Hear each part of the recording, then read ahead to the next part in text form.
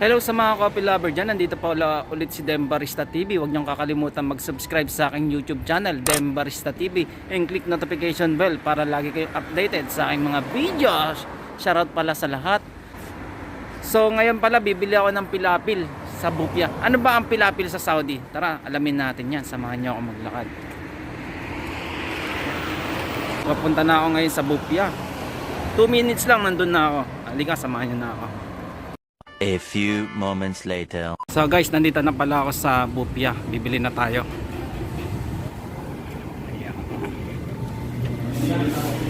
Give it ni pilapil. Kulo siya ya.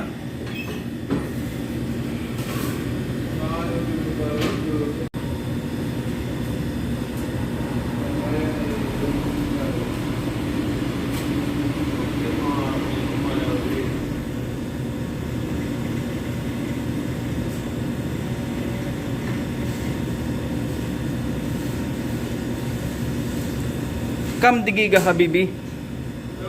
Kam digiga.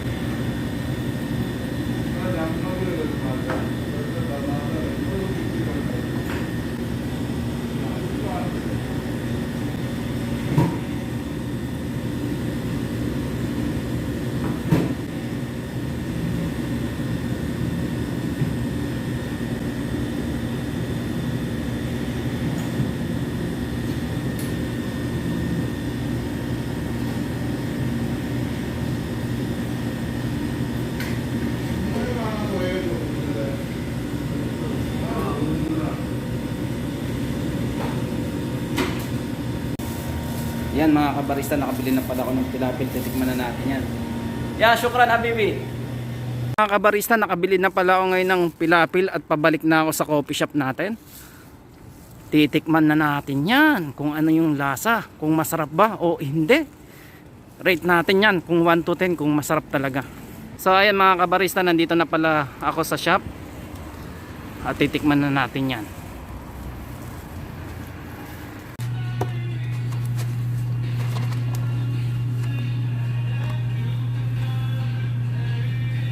Hello mga kabarista, titikman na pala natin ngayon yung pilapil dito sa Saudi.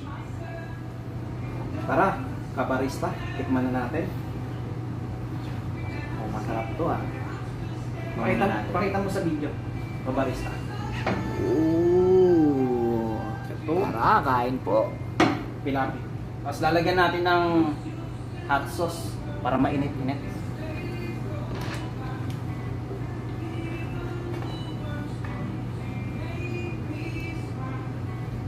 Thank you pa. Cheers, kabarista. Yun.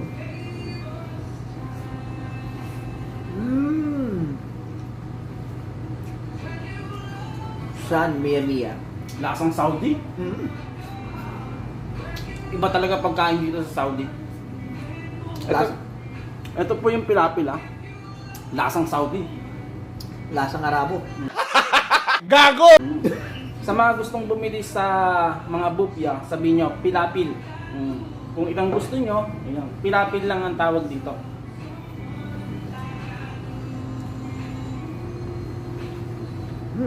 Rap.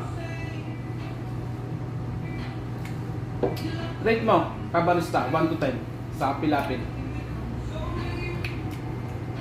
11. Walay, Wala. miya-miya. Hindi totoo yan. Masarap po talaga siya pag gutom. Hindi, sa price pa lang ito, Paps. Diba? Busog ka na. An eternity later.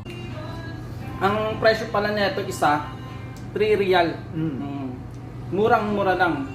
Pwede na sa isa. Busog Pero ka mabigat. na. Mabigat sa tiyan. Mabigat sa tiyan.